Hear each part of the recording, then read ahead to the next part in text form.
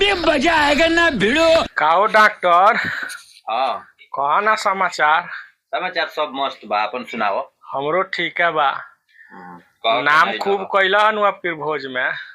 नाम तो इतना भइल जे सही में मर्द माने के पड़ी, गजब भोज खियला आपकी। सब गांव के लोग खा के गदगदा गइल बाटे। गांव के का पूछले बड़ो, पूरा एने टोला भर खियई न है। हमार जाना जितना रहसन 8 दिन पहले से लेके देखते रहनी है हमनियों का बहुत भोज खैनी। ऐसा भोज कहाँ अपना गांव में केहू करैलर ल, जैसन तू अपने भाई के बियाह में भोज करा दिल हुआ। हाँ तो सोम के अदानी के खर्चा बराबर होला। सही बात कहता रह, तू जितना खर्चा कर देवला नु उतना दोसर के कमात होखी। सुधा आला के अभी ले फोन आवता, फिर रहुआ घरे कहिए बियाह पड़ी जे पनीर के ऑर्डर पहले से बुक करा दी। हाँ तो बढ़ला बस, तारा खनी कहाँ के बा खर्चा करे वाला। आजे पार्टी बा। आजो होई? हाँ हाँ आजे पार्टी करम शाम के। क बजे? 4 बजे आओ। 4 बजे आई? हाँ आओ 4 बजे। ठीक बाटा, सारा व्यवस्था कइले रहत नहीं। होई आज पार्टी? हाँ हाँ और सही बात बा, तारा खनी कहाँ के उठिया वाला मर, तू तो अंशुआ तो पार्टी करावते रहल। ठीक बा, हम आएम 4 बजे। आओ आओ शाम पार्टी व्यवस्था बानू और एकदम सारा व्यवस्था टंच रही। ठीक बा। आज के तो व्यवस्था डॉक्टरवा यहाँ हो गई। अब चलता नहीं फटीचर काकवा के लगे बिहान के बाद। तो फटीचर के का? हाँ बबुआ कह ना। बहुत बढ़िया बात, तोहनी के दुआ से हेल मेल के बराबर रही ना, हम सब ठीक चलता है। चलता? हाँ हाँ हाँ तनको कमी कोनो चीज के। ए मर्द, हम तारा से ना बोले बतियाव नहीं तला हमार मन ना लागेला गाँव में। ए मर्द, हमनी के दिल मिल गइल बाटे, समझ ल। अब तारा ऐसा आदमी गांव में कहाँ केहू बा हो जंग तू खर्चा बर्चा करल, चाहे केहू में कर धर। हाँ नीमन से बोल बतियाव, तू गांव में साफ नंबर 1 आदमी बाड़ा। ए मर्द, धन कामना काम के बाद जब केहू के कामे ना आयल तो सही बात बा। भगवान धन देश निरोग राखो, जो हर जगह हम हर लोग के शामिल रही काम में। सही बात बा, जितना तू खर्चा करल नु रोज उतना लोग के भोज बियाह में होला। ए मर्दे, तो धन खाही खुतरे रहला।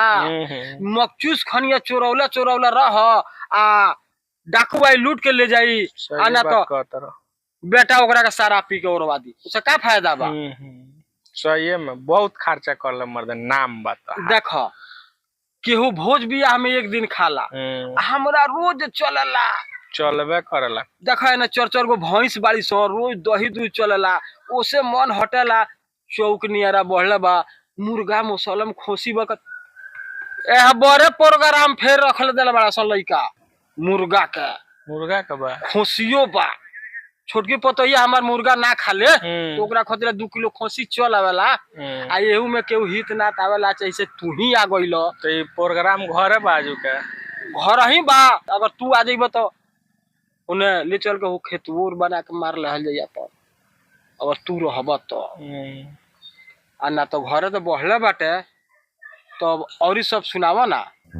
आई दादा, दोनों एके दिन ठह गइल, इनका के बिहने के बाखर भरमा देता नहीं। सुना ना, हाँ हमें अबर ना खाएम पियम, ऐसे जब हम उपवास बानी पानी लेना पियम।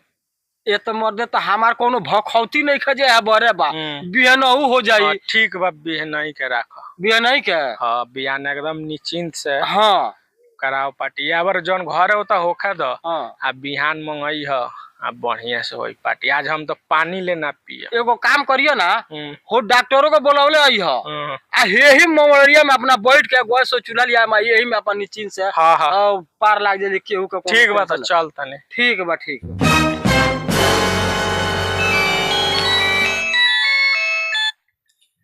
हेलो, हाँ बेसी जरूरी बा? अच्छा तो ठीक बा, मोटरसाइकिल तो हमारे बबुआ लेके चल गइल बाटे। और एक जना बड़ा संगति है हमार कंपनी, उन्हीं के मोटरसाइकिल लेके हम आ रहल बानी। हाँ तो उनके वजह पहुंचा लगन, बस हमरा आवे में तो टाइम ना लगी। ठीक बा, फोन रखो। खाब डॉक्टर जानता कंपनी 40,000 के महीना तो सरकार देता, अलगे से कमाई जाता एक्स्ट्रा जवन अलगे। खा खूब दबा के औरी आई घींचो। तो अब नु रोज चौकस पार्टी करा। हाँ पार्टी रोज रही। चेस मारो मारो, घींचो घींचो, फिर आई। अभी मजा आएगा ना भिड़ो। है।